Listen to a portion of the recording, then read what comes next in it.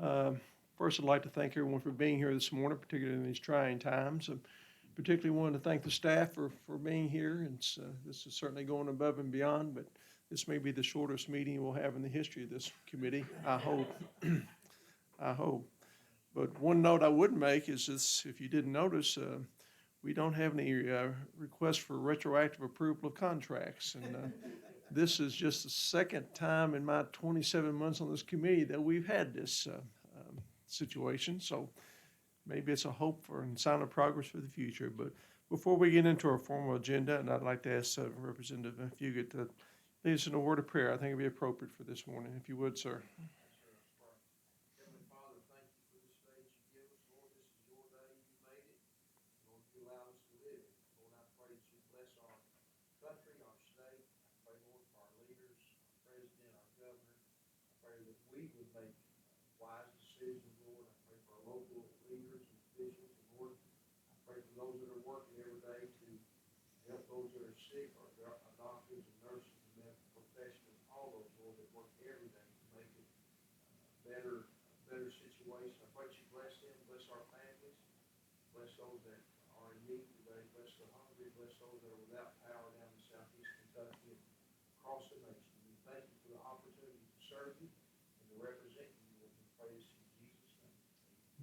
Thank you, sir. Appreciate it greatly. Clerk, if you would, please call the roll. Senator Carroll, Senator Hornback, Senator Wheeler, Representative Booker, Representative Fugit, Representative Hart, Here. Representative Lee, Chairman Meredith. Here. All right, the first item on the agenda is consideration of the minutes of the March 10th meeting of the committee. Is there a motion to be considered as approved? Senator Wheeler, is there a second? Second. Second by Representative Hart. Clerk, please call the roll. Senator Carroll, Senator Hornback, Senator Wheeler, Representative Booker, Representative Fugit, Representative Hart, Yes. Senator Meredith, Aye. Representative Lee. Motion carries. All April agenda vendors are registered with the Secretary of State's office, which is always a good sign. Total number of items on the agenda today are 263 agreements in the amount of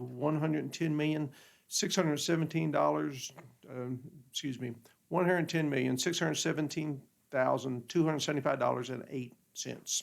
Next order of business, consideration of the agenda, including the personal service contract list, personal service contract amendment list, memorandum of agreement list, memorandum of agreement amendment list, and the film tax incentive agreement list. Do we have a motion to consider the contract review without objection? Motion, Representative Fugit, is there a second? Second by Senator Wheeler. Clerk, please call the roll. Senator Carroll, Senator Hornback, Senator Wheeler, Representative Booker, Representative Fugit, Representative Hart, Yes. Representative Lee, Chairman Meredith. Aye. Motion carries. We have a couple of exemption requests. Before we get into that, we have discussion of a master agreement with Horizon Healthcare Management. Is anyone here today to speak to that? Thank you. Appreciate you being here.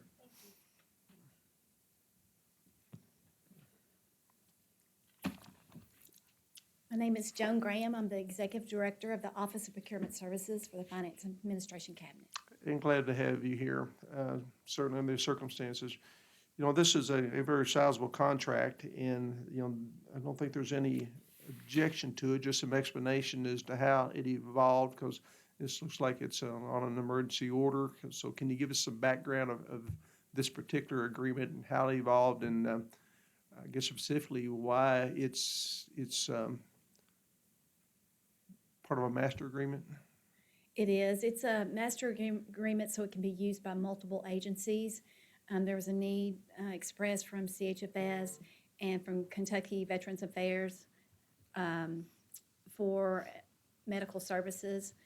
They were concerned about having enough staffing for the event and for the hospital that's being set up at Fairgrounds.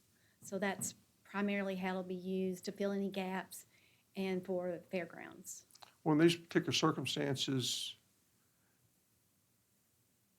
are these contracts still bid, or how are they awarded? They were not bid. We had reached out to all the resources that we had available, and many had contacted us, and we just went through a vetting to verify their credibility, to make sure they were a viable vendor, and then we're awarding contracts as needed to whoever. We reached out to all of them, and we're basically going to award contracts if they have availability.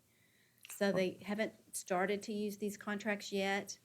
CHFS is working on a staffing plan. They hope to have that available today, so they'll know where their need is, and then we'll contact the vendor and they'll reach out and try to recruit. What's the assurances that the rates are competitive rates? Well, I think that they seem to fall in line with other contracts that we had in place. And at this point, we were just needing the contracts available so we could have the bodies when necessary. Obviously, this is in reaction to the COVID-19 situation. This contract is for a year. Is there an early termination clause? Yes, there is, and the vendors are aware it's just to fill this need, and that we don't really have any intentions of continuing these contracts in the future. Hopefully, we won't need them a year. Hope and pray as well. Joe, another reason you're here today is I've seen, I won't say several, but a few master agreements, but I can't find any statutory authority for that type of agreement. Who has authority to issue master agreements? The Finance Cabinet will issue master agreements, and a master agreement is used for all state agencies, or it could be awarded just for one state agency, but the Finance Cabinet has the authority to issue those. So the Office of Procurement Services and Department of Engineering and Contracting for the facilities, they can issue master agreements. And Transportation has a delegated authority specific to them. They can order, or they can award master agreements for transportation needed items, transportation related items. Authority delegated by whom? Finance Cabinet Secretary. You're not trying to belay your point, just trying to understand the entire process, because again, I can't find anything in the statute that says we can do master agreements. So under what circumstances are master agreements allowed to be awarded? Well, the statute gives procurement authority to the Secretary of the Finance Cabinet, and then the Secretary can delegate authority to other agencies. And in order to satisfy agencies that cannot exceed their small purchase authority, each agency by statute has a $1,000 purchase authority, and they can request a higher delegated authority through Finance Cabinet Secretary. But anything that exceeds their authority, then the Finance Cabinet has to award the contracts on their behalf. So we use master agreements usually for an ongoing need, and then we go through the bidding process and award a master agreement, and then as agencies have the need, they can utilize those master agreements, and that satisfies their need to seek competition. So for example, office supplies, we award a master agreement for all state agencies to use this master agreement, and as they have a need, they would issue a delivery order for their specific need based on the prices that were established in the master agreement. And that just eliminates each agency having to go out for bid for their everyday individual needs. Well, I understand that it's almost like, using that particular example, a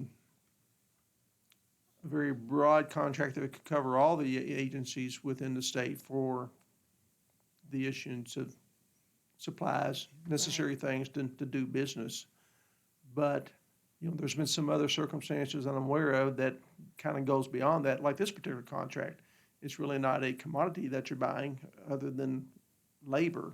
Right. So again, I'm just trying to understand under what criteria do we use to determine whether something can be issued under a master agreement or not?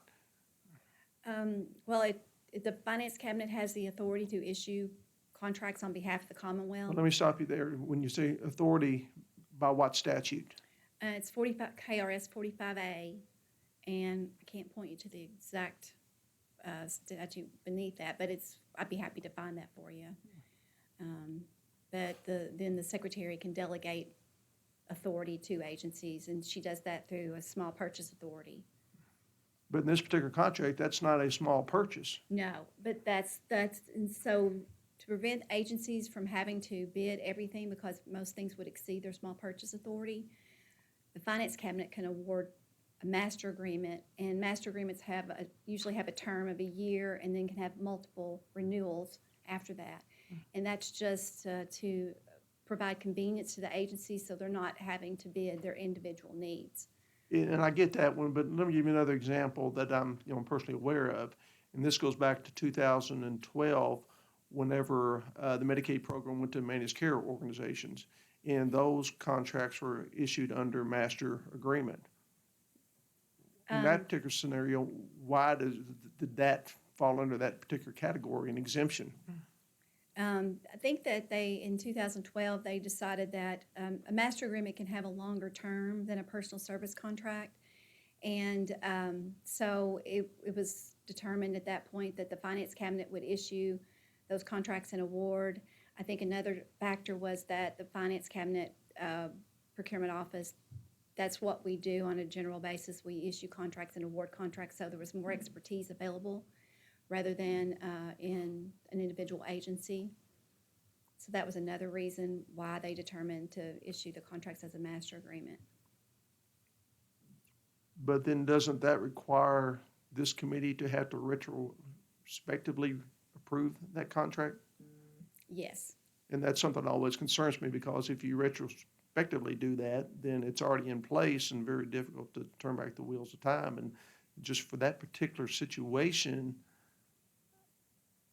I don't know that an emergency existed. It looks like there would have been the RFPs, and you would have brought that contract to this committee before they were awarded, but that was not the case. They did go through the RFP process and awarded, but they should have been, and I don't remember, but they should have been then submitted to the committee during that month, so they would have been on the committee's agenda for the following month. Well, with the previous administration, the renewal of the MCO contracts were made without review of this committee. And when I inquired as to why we hadn't seen those, what I was told was, well, this is a master agreement. Well, with contract renewals, why would that fall under a master agreement category? I think the reason the way our procurement system is set up, the EMAR system, the personal service contracts are routed to the committee electronically, and the way the master agreement is set up, it doesn't do that. But we were working on an upgrade so that those that should come before the committee would. The upgrade is on hold now because of the coronavirus, but hopefully there will be a fix so that those master agreements that you should review will come to you for review. Well, it has appearance that once a master agreement, always a master agreement. I think that's what concerns me, and even more so that there just seems to be such broad definition of this thing and parameters as to what can fall under it and not. Shouldn't that be better defined? Generally, what would come before this committee was whatever is considered a professional service, and that's very broadly defined, but historically it's been medical services and legal services and consulting services. In, I think it was 2000, at the beginning of the last administration, the Justice Cabinet wanted to award a medical master agreement so it could extend beyond biennium and have a longer term. So we would hopefully get more interest from vendors, and we would get better economy of scales. And Kim, you probably remember we met with the committee chair at that time, and they agreed that we could do those type of services as a master agreement as long as we filed them with the committee. But we would do them at the finance cabinet level, so multiple agencies could use those contracts rather than each agency doing their own contract. So that was a meeting with the chair at that time, and that's one reason that we felt we had the authority to issue the medical master agreement this time was because they were approved at that point. I think that was in 2016 that we met. Well, my concern is that I think the primary purpose of this committee is to increase transparency in the entire process. And when we don't get to see these agreements, then obviously we don't have that opportunity, and the general public doesn't have the opportunity or security of knowing that they have been reviewed legislatively. We truly can't approve or disapprove a contract because final authority rests with the finance cabinet. But again, if we're not given that opportunity to review those contracts, then there's not at least the appearance of transparency, and that's my concern. So I guess a more fundamental question is, shouldn't we define these things by statute rather than just here's the way we have historically done things? Is that a fair? Right, and I think that that's been brought up in the past, the statute as relating to personal service contracts is very broad. And I think it's defined as having professional skill, professional judgment. Well, would the cabinet be interested in providing us any guidance on that, and possibly this next legislative session, we could firm this up a little bit? Again, I don't think anybody's done anything wrong or inappropriate, but appearances are what they are, and perception is reality to a lot of people. And when we see, again, like the managed care organizations previously, master service or master agreement, but then a renewal, they're still a master agreement, and we still haven't seen the contracts, it just has a bad appearance, at least to me. I think once we go through the upgrade so that we can identify those in EMARs and they automatically file with you, it'll be a lot easier. It's not a human error where if someone has forgotten that this is a different animal, it needs to be filed with the Government Contract Review Committee. Well, to that end, Chapter 45A, which at one time was on the model procurement code for parts of the nation, but it really hasn't seen substantive review since the 70s, I guess, Right. when it was instituted. Shouldn't we be looking at maybe a total review and overhaul of that? Because I'm sure there are now different ways and better ways to do this than we have in the past. Certainly. Any other committee members have any concerns other than me? Representative Fugan, thank you. Thank you, Mr. Chairman. Ma'am, on these contracts, this is for the temporary setup of hospitals that we may need in the future? It is, and to fill gaps. We've heard from Kentucky Veterans Affairs that they were losing nurses to private hospitals, and they were in urgent need of some resources. And then from CHFS's viewpoint, Western State Hospital is a concern for them. They said they plan to use internal resources as much as possible, but they know that they're going to have to fill some gaps. Okay, so if I may, Mr. Chairman. Please. So this temporary hospital setup will not be used unless the coronavirus gets extremely bigger than it is now, and if our local hospitals are filled to capacity, these contracts won't be executed, so to speak, unless our hospitals are filled to capacity and beyond. True, they're in place, and if the agency needs this additional resources, then they'll have these to use. And Okay. if they don't, they won't. Okay, all right, thank you, Mr. Chairman. Thank you, sir. Anyone else?